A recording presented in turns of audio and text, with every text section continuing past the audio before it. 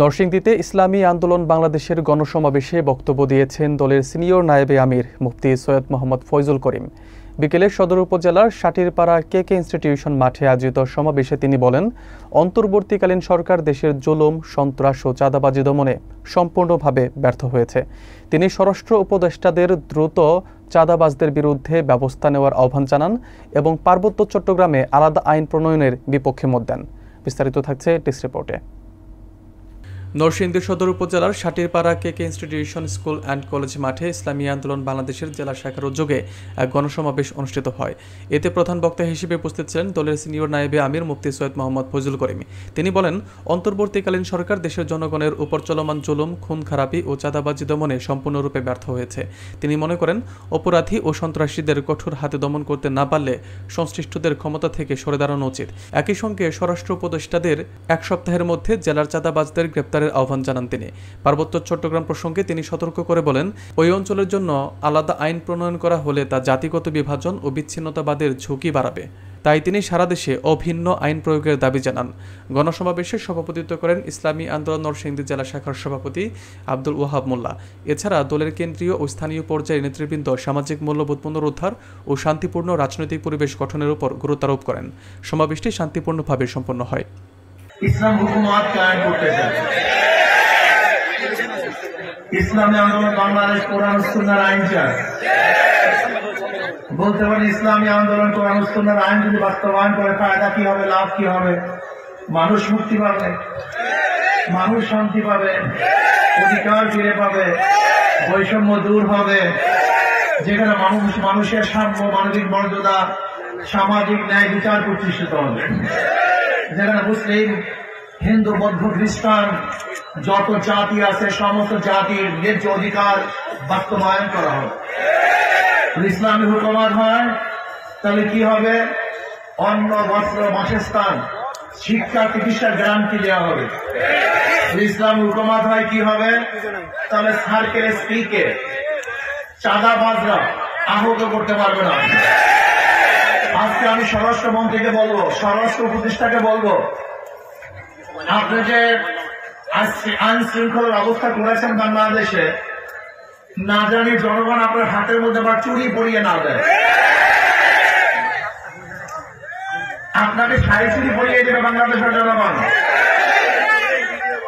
আইন শৃঙ্খলার অবনতি হচ্ছে প্রতিদিন। আজকে পার্বত্য অঞ্চলের অবস্থাটা কি? সেরা সন্ত্রাসীরা আর্মিদেরকে অ্যাটাক করেছে, আহত করেছে, বহু বাড়িঘর জ্বালিয়ে দিয়েছে।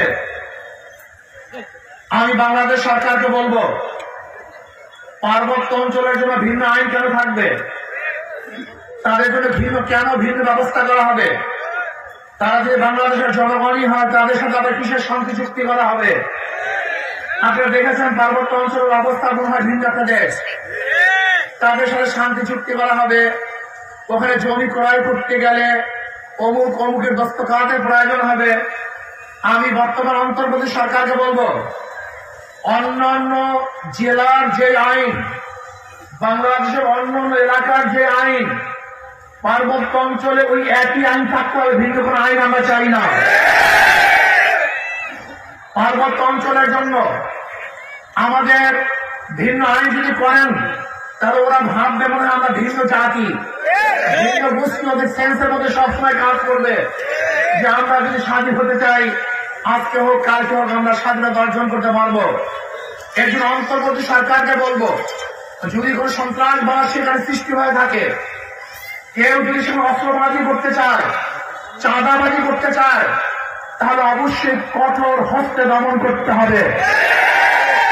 যদি দমন করতে না পারেন, আপনি ব্যর্থ। নির্বাচন করে নিজের গরুর গাড়ি চালাতে পারে না। সমস্ত মার্কাগুলি গরিবদের, কিন্তু যারা নির্বাচন করে একজনও গরিব।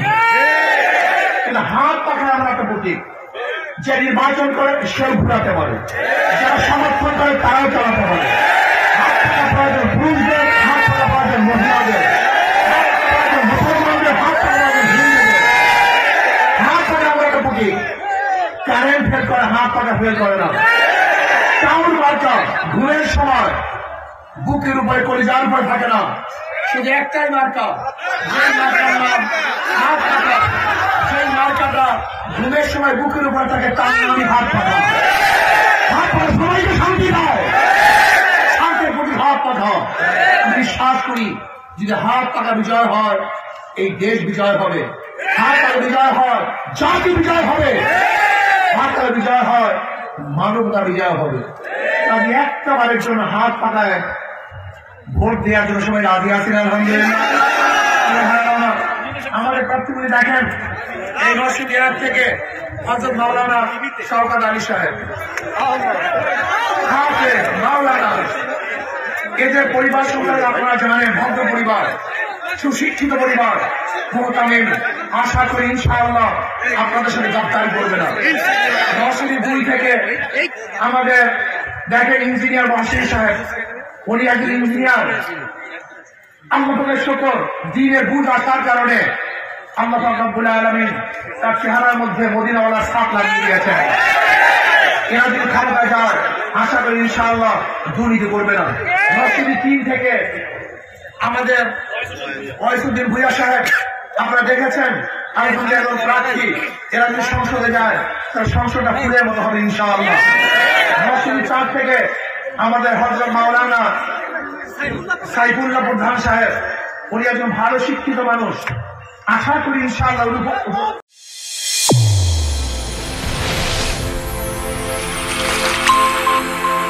চ্যানেল A1 হৃদয়ের স্পন্দন।